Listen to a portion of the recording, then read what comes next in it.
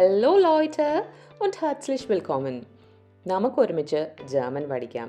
എനിക്കറിയുന്ന കാര്യങ്ങൾ സിമ്പിളായിട്ട് നിങ്ങൾക്ക് കൂടി എക്സ്പ്ലെയിൻ ചെയ്യാൻ ഞാൻ ശ്രമിക്കാം.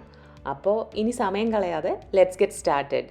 പിന്നെ നിങ്ങൾക്ക് ഈ വീഡിയോസ് ഇഷ്ടപ്പെടുവാണെങ്കിൽ ലൈക്ക് ചെയ്യാനും സപ്പോർട്ട് ചെയ്യാനും മറക്കല്ലേ. നമുക്കിന്ന് ഗെനൂസ് എന്താണെന്ന് നോക്കാം.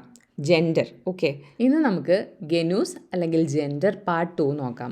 കഴിഞ്ഞ വീഡിയോയിൽ നമ്മൾ മാസ്കുലീൻ ആണ് നോക്കിയെന്നുണ്ടെങ്കിൽ ഈ വീഡിയോയിൽ നമ്മൾ ഫെമിനീൻ ആണ് നോക്കുന്നത് കേട്ടോ. അപ്പം ആദ്യത്തെ ഡെഫിനിഷനും ഇതിൻ്റെ ഇമ്പോർട്ടൻസും ഒക്കെ കഴിഞ്ഞ വീഡിയോയിൽ എക്സ്പ്ലെയിൻ ചെയ്തിട്ടുണ്ട്. ചെക്ക് ചെയ്യാത്തവർ അവിടെ പോയി ചെക്ക് ചെയ്യുക പ്ലീസ്. അപ്പോൾ ഡയറക്റ്റ്ലി നമുക്ക് ഫെമിനിൻ ജെൻഡർ എങ്ങനെയാണ് കണ്ടുപിടിക്കുന്നത്, നൗൺ കണ്ടാൽ എങ്ങനെ മനസ്സിലാക്കും അത് ഫെമിനിൻ ആണെന്ന് നോക്കാം.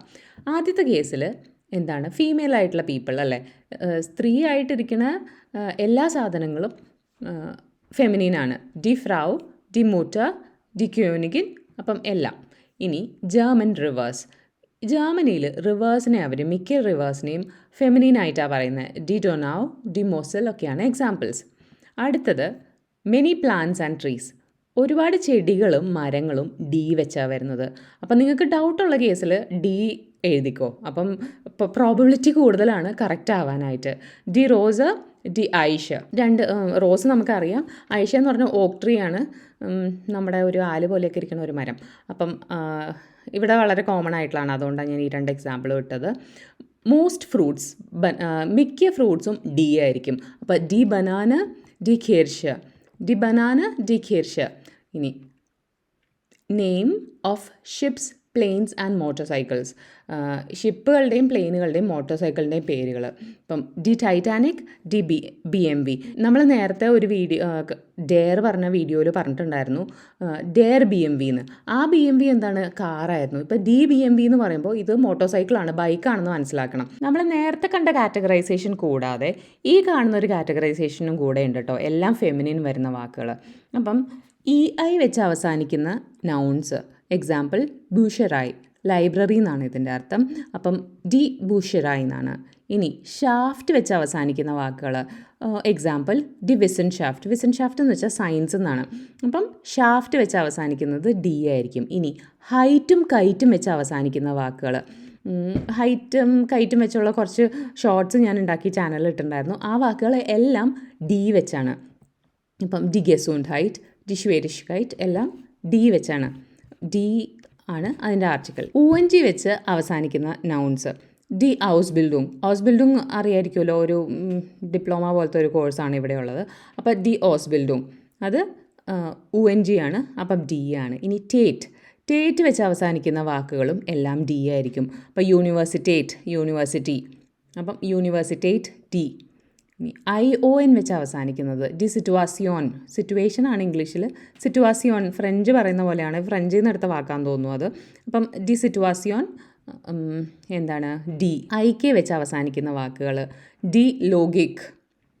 ഇനി IE വെച്ച് അവസാനിക്കുന്ന വാക്കുകൾ ഡി ബിയോളജി, അപ്പം ബയോളജിയാണ്. ഇനി ENZ വെച്ച് അവസാനിക്കുന്ന വാക്കുകൾ ഡി ടോളറാൻസ്. UR വെച്ച് അവസാനിക്കുന്നത് ഡി കുൾച്ചുവർ. IN വെച്ച് അവസാനിക്കുന്നത് ഡി ലെററിൻ.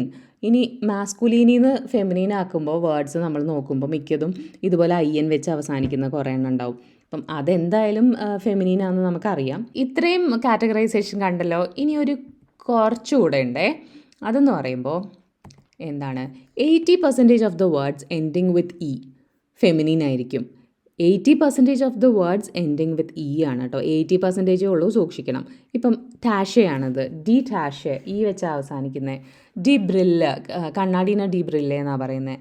ഡി ബാറ്ററി, ഇതെല്ലാം E വെച്ചാണ് അവസാനിക്കുന്നത്. അപ്പോൾ അതെല്ലാം ഫെമിനീനാണ്. 80%ൻ്റെ കാര്യമാണ് പറഞ്ഞത്. ബാക്കി 20% ഉണ്ടല്ലോ, അത് എക്സെപ്ഷൻസ് ആണ്. അതിൽ വരുന്നത് കുറച്ച് എക്സാമ്പിൾസ് ഇട്ടേക്കുവാണ് ഞാനിവിടെ.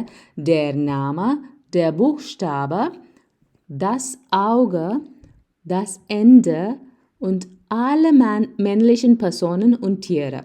അതായത് നെയിം, ആൽഫബറ്റ്സ്, കണ്ണ്, ഇനി എൻഡ്, എന്തെങ്കിലും ഒരു സാധനത്തിൻ്റെ അവസാനം എൻഡ്, ഈ പറയുന്ന സാധനങ്ങളെല്ലാം E വെച്ചാണ് അവസാനിക്കുന്നതെങ്കിൽ പോലും ഫെമിനിൻ അല്ല, ഡി അല്ലാത്തതാണ്.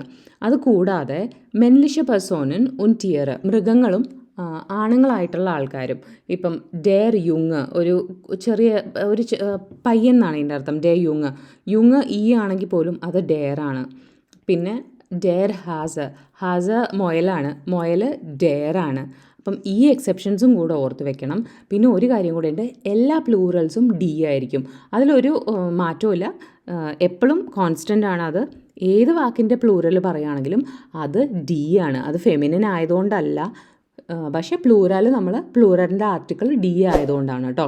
അപ്പം ഇത്രയും കാര്യങ്ങൾ ഓർത്ത് വെച്ചാൽ യു ആർ സേഫ്. ഫെമിനിൻ എന്തായാലും തെറ്റി പോകത്തില്ല. അപ്പം അടുത്ത വീഡിയോ ആയിട്ട് വരുന്നത് വരത്തേക്കും ചൂസ്.